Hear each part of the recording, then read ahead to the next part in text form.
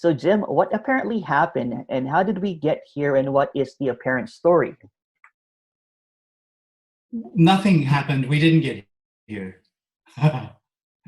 This doesn't come from anywhere.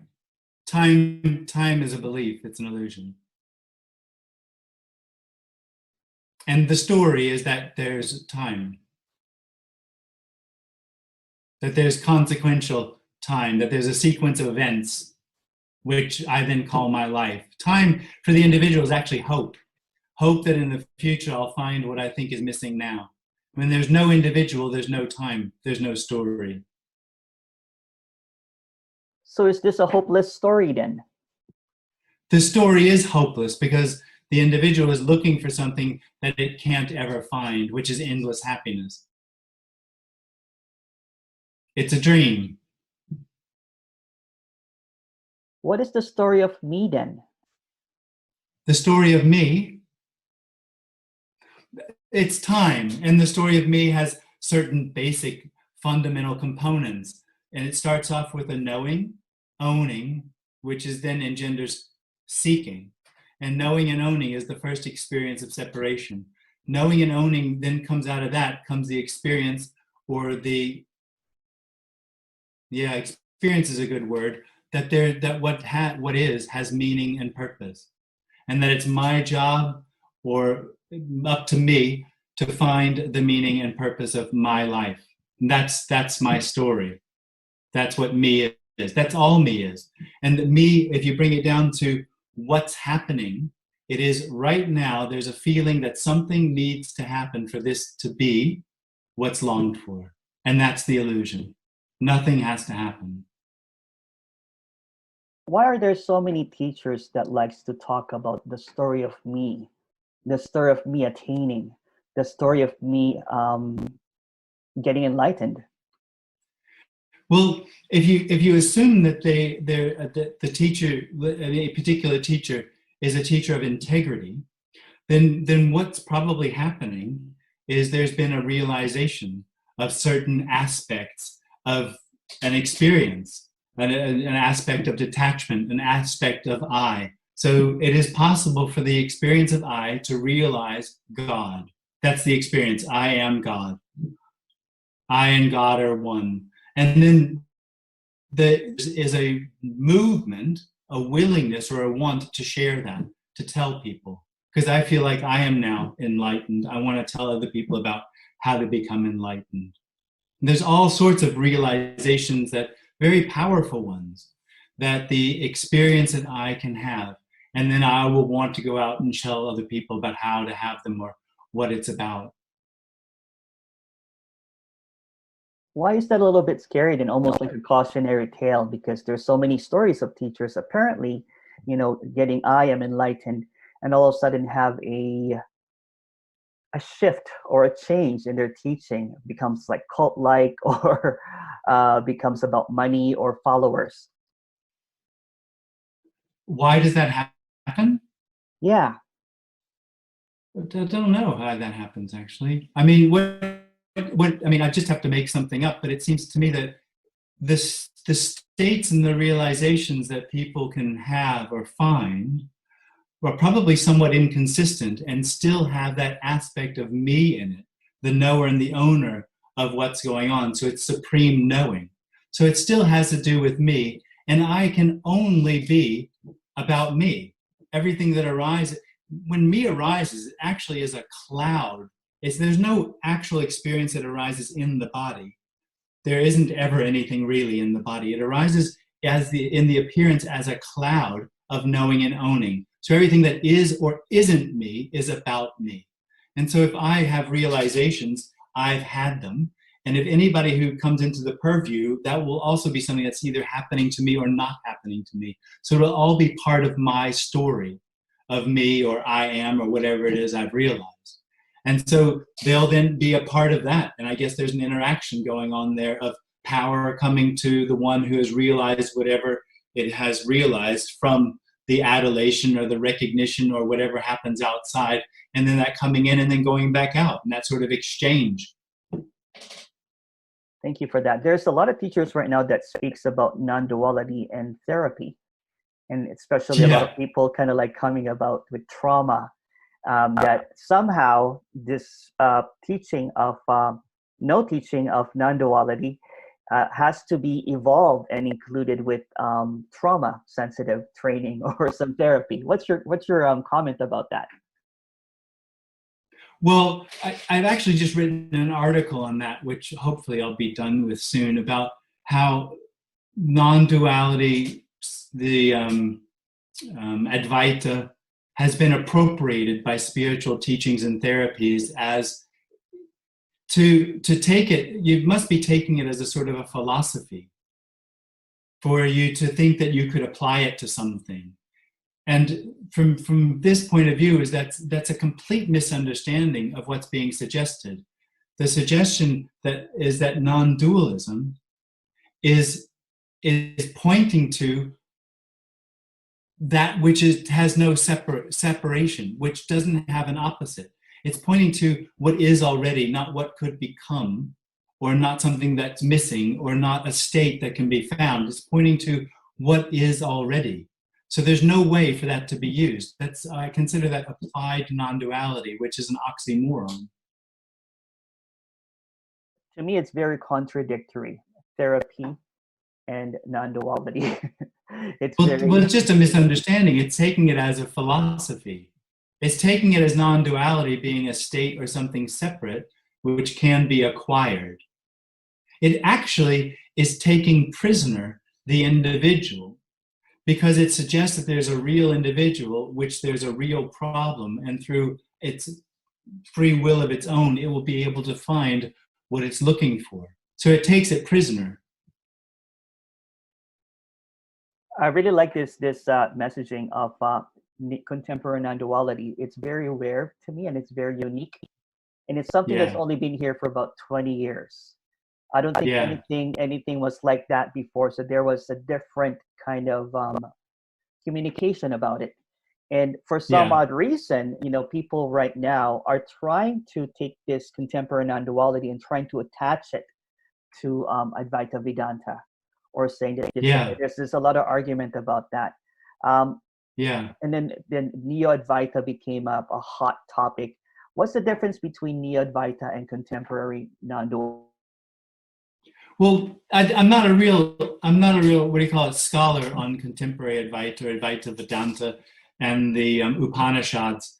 But as far as I know, Advaita Vedanta is a school of thought. It's a philosophy where it suggests that there's an individual that has to reach or at least acknowledge certain levels. There has to be some preparation in order to move into the teaching or the knowledge of Advaita.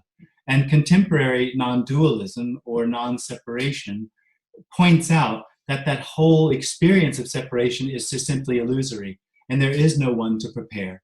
There is nothing that needs to happen. Again, there's nothing to apply, because this message is there's nothing separate already. And those are very, very different messages. The one where there's a real person who has to have a real preparation to find something that is separate, and the one that suggests that any separation is illusory, and there's no one that ever finds non-separation because there isn't anything but non-separation.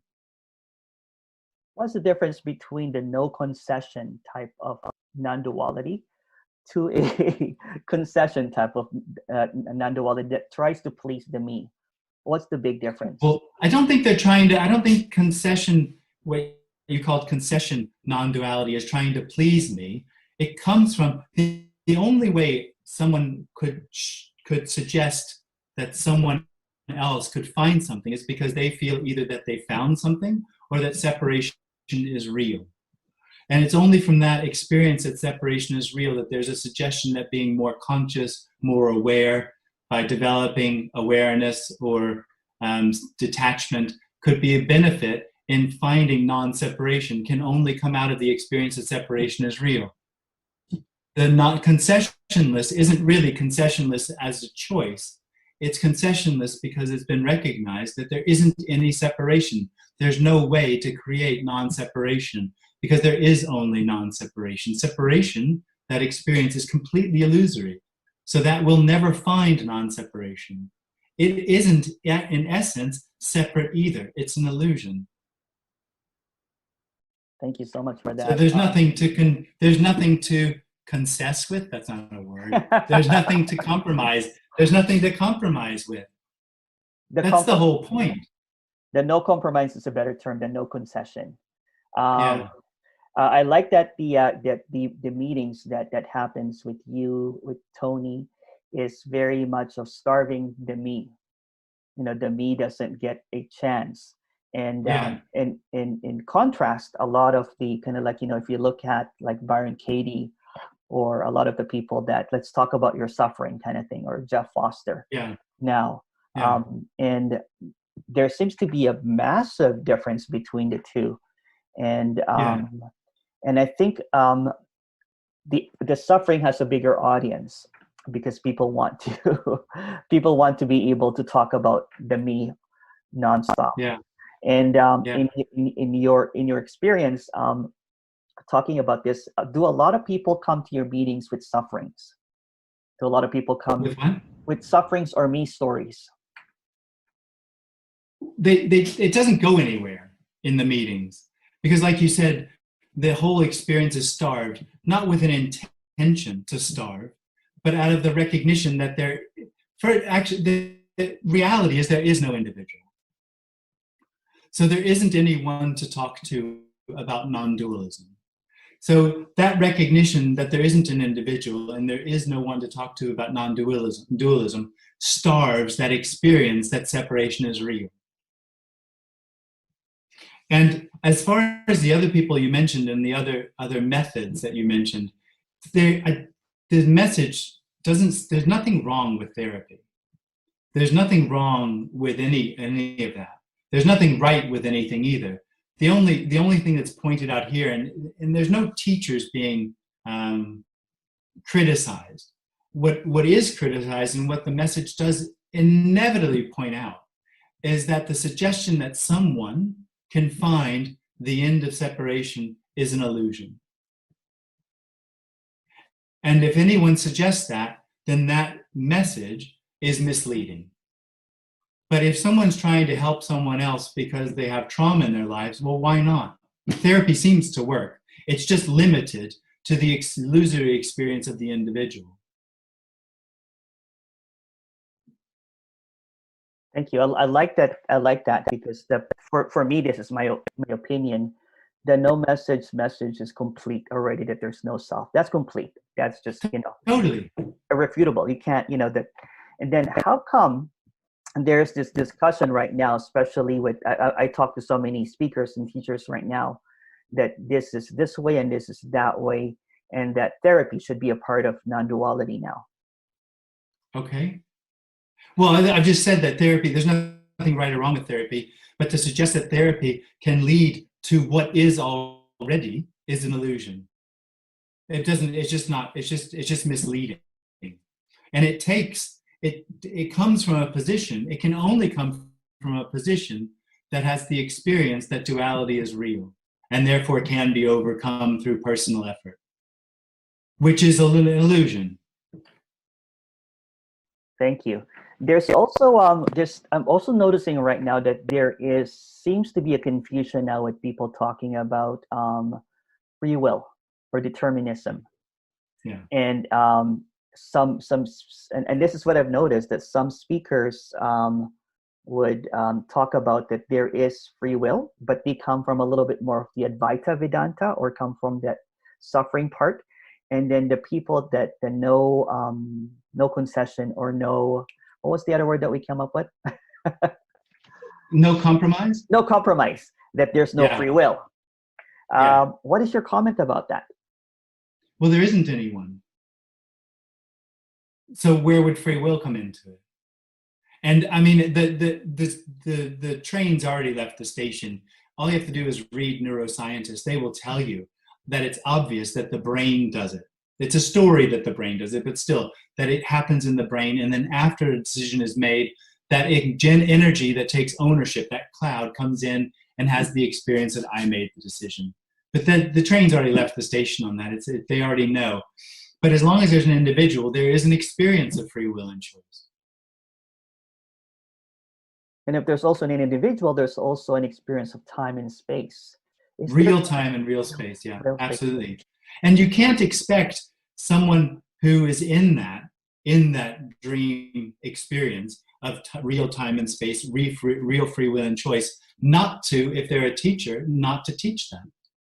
Because that seems undeniable in their experience. That's what's happening. And that's basically what a lot of teachers teach, is what's in your experience.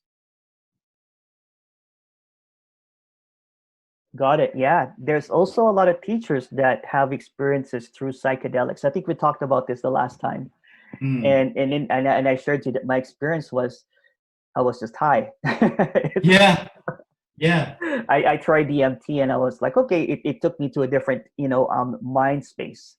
Yeah. But to me, that was still just an experience. But a lot of people are, and that's their experience. This is not to contradict or to criticize those teachers that say that they got their non-dualistic experience from, say, LSD or mushrooms, or they had an awakening, with psychedelics.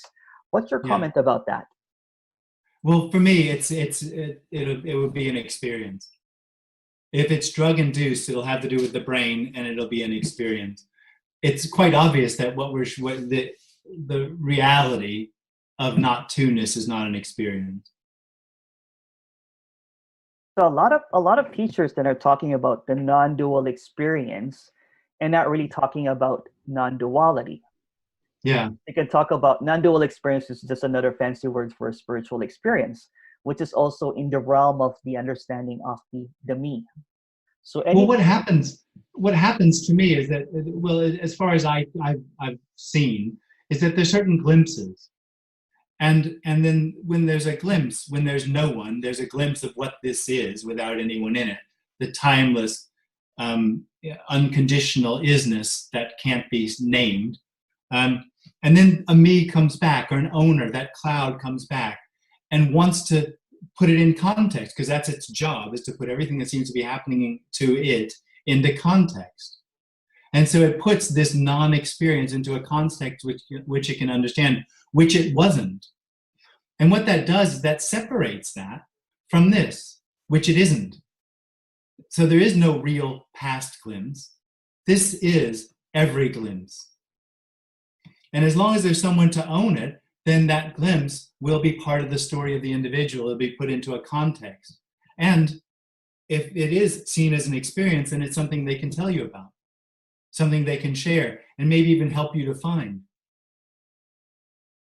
So that's what happens then. So somebody has a glimpse, write a book about it, and then they'll start teaching about it. Yeah. And then even if the glimpse was just a glimpse, temporary glimpse, they don't realize that everything is a glimpse. Yeah. There's no such thing as a glimpse, because a glimpse makes it special or makes it separate. Absolutely. Not everyone does that. I mean, there are people where it's recognized. I just have conversations with a lot of people. And so there's a number of people who have glimpses and recognize that it has nothing to do with anything they remember about, because it's not able to be remembered. So I'm not saying that everybody does that, but that does seem to happen, that it puts into a story of me, it happened to me, and now I know something that I didn't know before, and I can tell people about it. Yeah, similar things happened to me. I had glimpses. I was in the rave scene. I was a DJ and I raved. So I've tried a whole bunch of things. So I would have my DMT experience or mushroom experience. But at that time, I really just saw it as an experience. But when I became spiritual, when I became a spiritual teacher, I started attaching that into non-dual experiences, which are not. Yeah. It's just another story.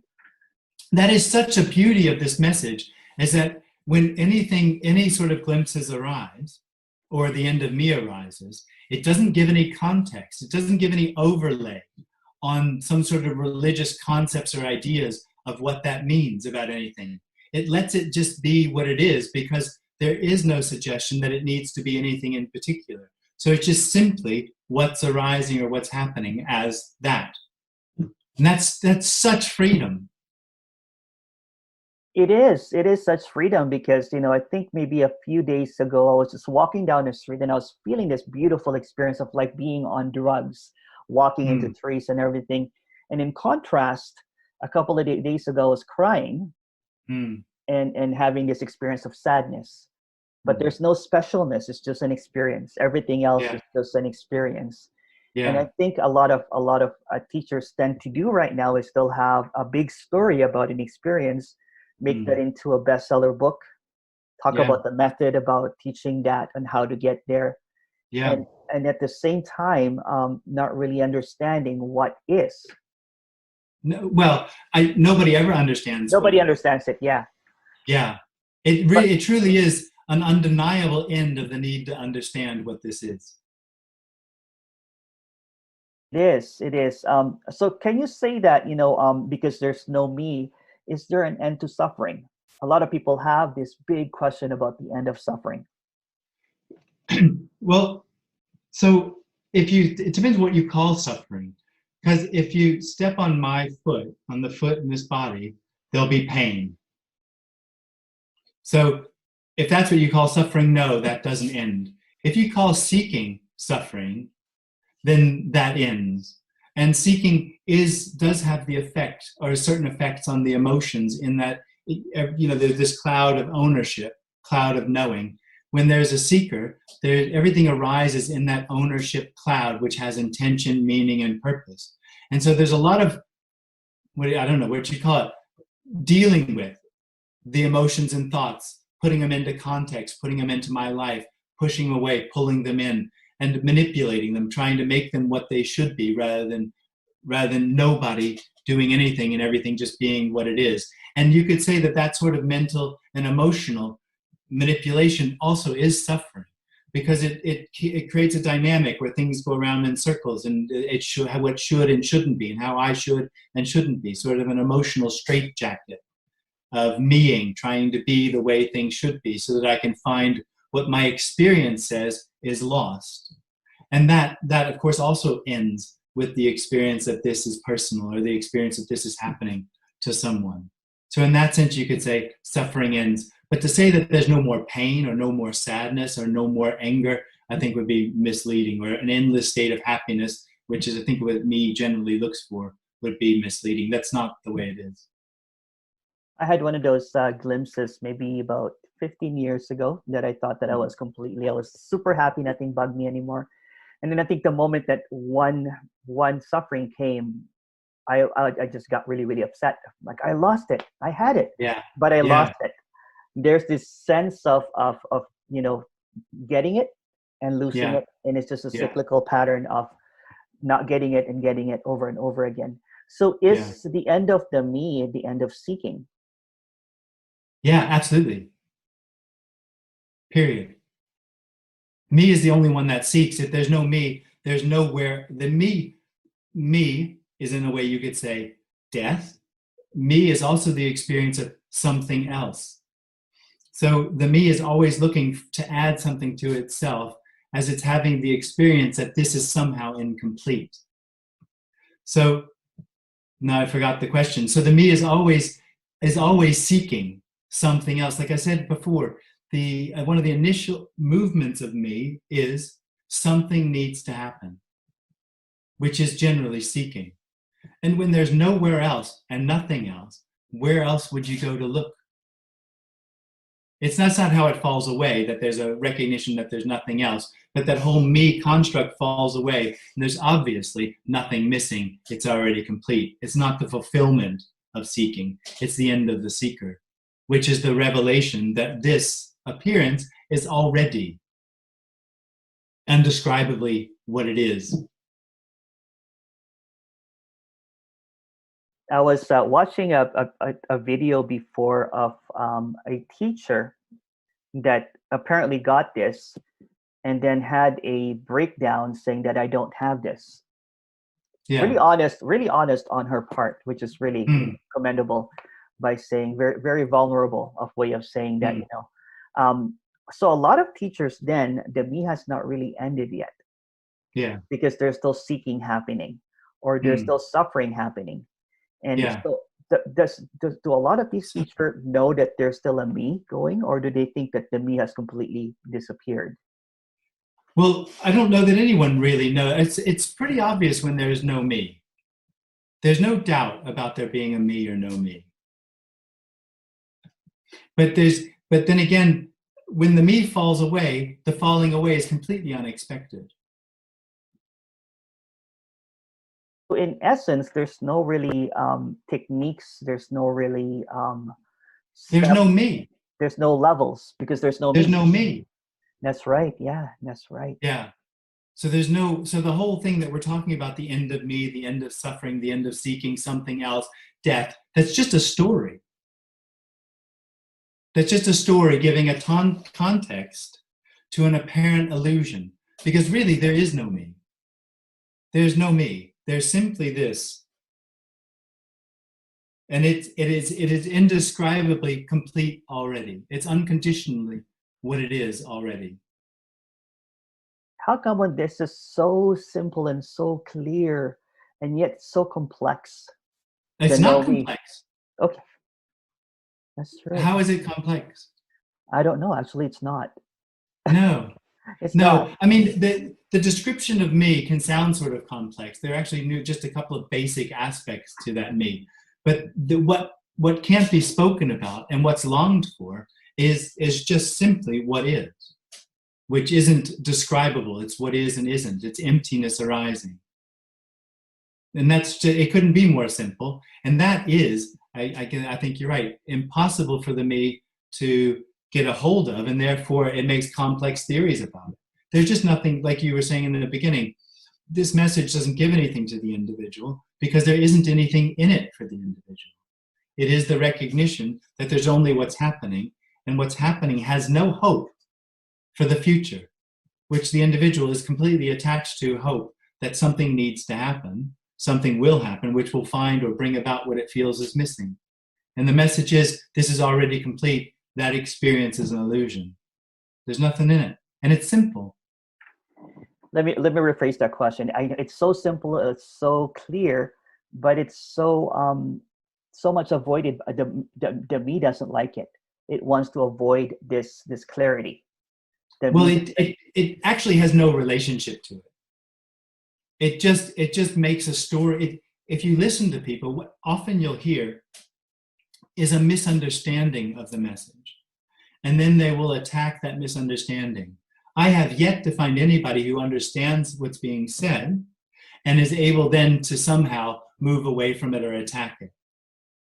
Because in the end, the message makes no claims. It only says, this is what's happening. That's the end of it. So that there's nothing really to attack. You could say, well, that's not it for me. Fair enough. It isn't for you.